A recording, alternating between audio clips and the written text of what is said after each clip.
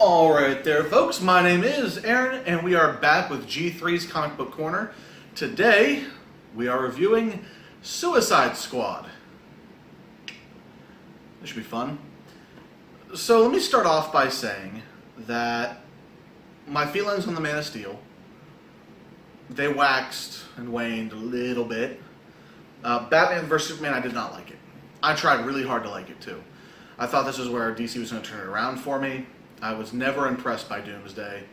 You know, the Martha thing, it was a neat little throwback, but it never really did anything for me. I tried to like it. I just couldn't. But Suicide Squad kept me excited. I love the actors. I'm excited for the director. I love the Suicide Squad books. I was like, you know, this is DC's chance to win me over. You know, let's do this.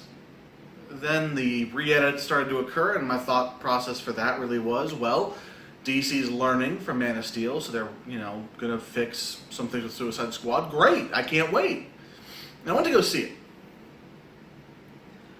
And I walked out of the theater very, I guess, disillusioned with DC. And I was going to do the review that night, and I put it off. I actually went to see it a second time just to see if I had gone into it with too high of expectations. Can't really lower my expectations after having just seen it, you know, any more than they need to be. And the second time I saw it, I was no more impressed than I was the first time. I was arguably less impressed. Now that all the polish and the sparkle's taken off of it, because I've already seen the visuals and everything like that, you know, it was a fun movie. Definitely, you know, a popcorn muncher, you know, a summer action flick. But man, Suicide Squad, it's hard.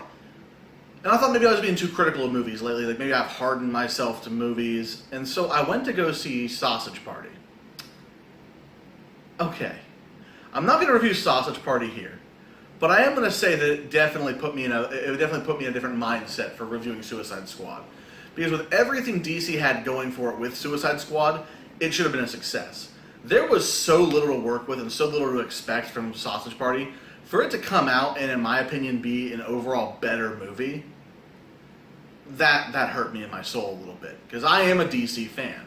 You know, I'm not Marvel or DC or Image. I love comic books in general. And so I wanted this movie to be great. And I didn't even want to do the review. I did not want to do the review at all. And then, 2 nights ago, I sat down and rewatched Assault on Arkham. Well, shoot. DC gave me the Suicide Squad movie I was wanting almost a year ago? Come on. Now, I'm not going to sit here like everybody else and just vehemently dog Jared Leto. I love Jared Leto as an actor, and he was actually a big reason why I got back to being excited for DC movies, and Suicide Squad specifically, because I view him as a very good actor, and I was excited. I think he maybe went a little bit too method. He wasn't Joker to me. There's a lot of people telling me, oh, he's All-Star, or oh, he's New 52 Joker. I don't see him that way. The New 52 Joker had a much more darker, much more malevolent tone to him than this one had. This one was basically gangbanger Joker. You know, he was a Joker who had grown up playing too much Saints Row, if anything. And that wasn't exciting for me. I was very disappointed. Much like with Eisenberg and his portrayal of Lex Luthor. I thought he did a great job in the role, just not as Lex Luthor. Had you told me that he was the Joker even, I thought it would have been more, you know, more fitting. Now, it wasn't a Fantastic Four reboot Doctor Doom level of bad. Don't get me wrong. Anyone who tries to say that Jared Leto's Joker was on that level seems to forget that they made Doctor Doom into Mark Zuckerberg, eco-terrorist extraordinaire Warcraft player. It wasn't that bad. It just wasn't Joker to me personally. I don't know how other people felt on it, but I do love the Joker in that he just never felt like the Joker to me. And that led into, you know, their Harley Quinn, Margot Robbie, a great actor. I say her name wrong all the time. I'm not sure if I said it right that time. I hope I did. But she's a great actress. I really enjoy her work.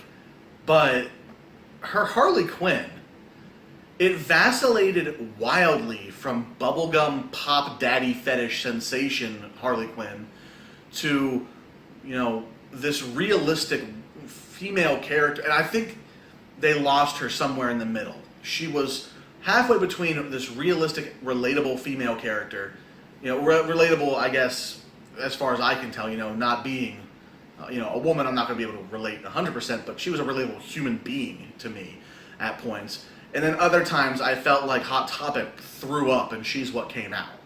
Like, that's the problem. That's actually a big problem with the Suicide Squad movie as a whole.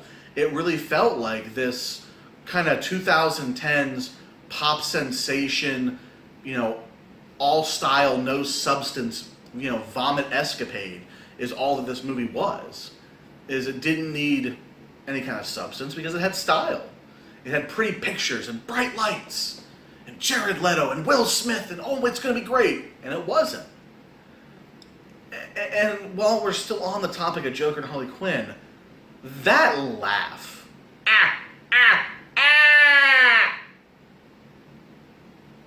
Really? It was terrible.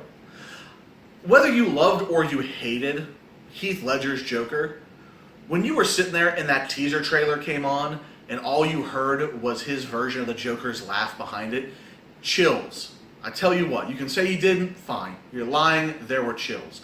Every time I ever heard the laugh from Bruce Timm's Batman series for Joker, Mark Hamill, chills. Heck, John DiMaggio's Joker from the Red Hood, his laugh, it had this violence behind it, this malevolence to it. A great laugh. But this laugh was fucking terrible. Sorry for the language, but it was. It was awful. Every time he laughed, I was trying to be like, does he need an inhaler? Is he okay? Is he going to be okay? Harley, you should bring your boo a inhaler. It was terrible. And then there's Deadshot. All Deadshot made me want is another Bad Boys movie. That's all I wanted from it. Deadshot was a number of Will Smith roles rolled into one character. He was Hitch. He was Agent J.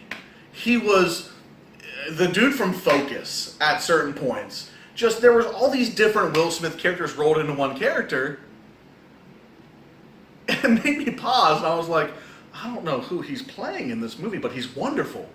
And my friend nudges me, he goes, dude, that's Deadshot. I go, no, it's not Deadshot, but it's great. It was a great role. I loved it. And I'll be honest for you, I would love a Deadshot Flag buddy cop movie, basically. Like Army of Two style. Just those two's broing around, because they had that bromance going on at the end of the movie. Will Smith, spoiler alerts, writing with his daughter and helping her do math and her geometry and trigonometry and her college level physics or whatever the heck they're going over about. I wasn't paying attention. I was almost asleep at that point. I'll be honest, the fight with Enchantress killed me. I was like, yeah, Diablo's awesome. Diablo went out and... Sorry, I'm doing a review. I started to remember Suicide Squad. Like I said, it was a popcorn movie. If you had your popcorn, you had your pretzels, you had your Skittles, your giant jumbo supersized drink, it was wonderful. I'm sure that it was one of the greatest movies ever. I mean, to be honest with you, it wasn't offensive. It wasn't like I went to go see it and I walked out, I cannot believe DC did it to me again. It wasn't Green Lantern. It wasn't X3 Last Stand. It wasn't that atrocious Fantastic Four reboot, but it wasn't Suicide Squad either. I watched Assault on Arkham. That was Suicide Squad. The characters in this were vapid, they were hollow. And the worst part is looking at the Rotten Tomatoes reviews for it leading up to the day beforehand. I sat there, Rotten Tomatoes, those reviewers are just stupid reviewers. They don't know what they're talking about. I'm the casual moviegoer. I know what I'm looking for. When I agree with Rotten Tomatoes, it hurts me on a deep personal level because I don't like that website. And yes, I know, it's not Rotten Tomatoes himself. It's a long list of reviewers. I got it, thank you, random internet guy XB3742. I don't care. I don't like the website in general because I don't think it paints a realistic picture of certain movies. However, I was agreeing with it. It just wasn't very good for me. It wasn't horrible. It wasn't the worst movie ever. You know, it doesn't deserve to be, you know, destroyed and burned at a public altar. But, you know, it really doesn't deserve a sequel. Some spin-offs, you know, I'll take a Harley Quinn Joker movie, sure.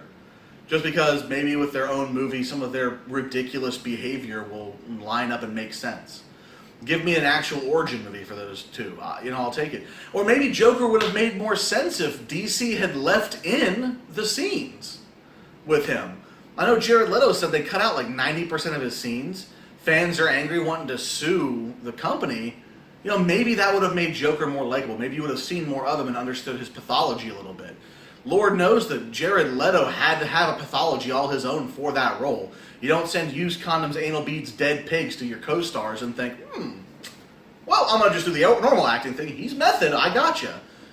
You know, the Enchantress, there was that buzz about her and Harley Quinn being over-sexualized. Sure.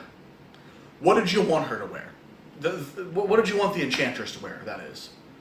She's, Mesopotamian or some kind of ridiculous in that movie.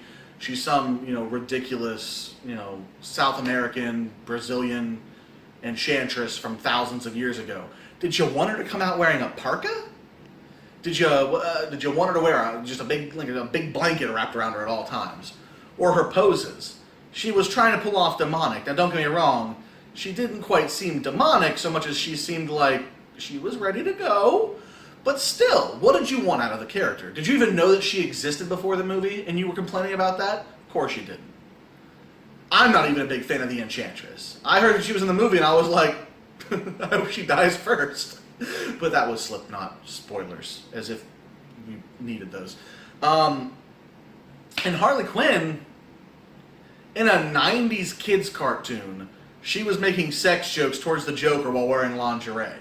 Your argument on her sexualization is freaking invalid. She's a character whose sexual promiscuity and her sexual innuendos are a big part of what makes her who she is. So, relax. You know, I guess that's my review of the movie, is relax. Go see it, get some popcorn, watch it once. Hey, you saw another comic book movie. Did you not see it? You didn't miss anything. You know, I think the biggest problem with that movie was that at the very end of it, they decided to be Iron Man 1. They have Bruce Wayne talking to Amanda Waller, initiating the Justice League. And all I could think of in that moment was, if Amanda Waller had ripped off her face and been Samuel L. Jackson and was like, Mr. Wayne, I've come to talk to you about the Avengers Initiative, I'd have been like, sure, why not? It was basically that scene. You know, and there was that little back and forth that Bruce and she always have, shut it down or I'll shut it down for you, you know, that they had during the Justice League animated series.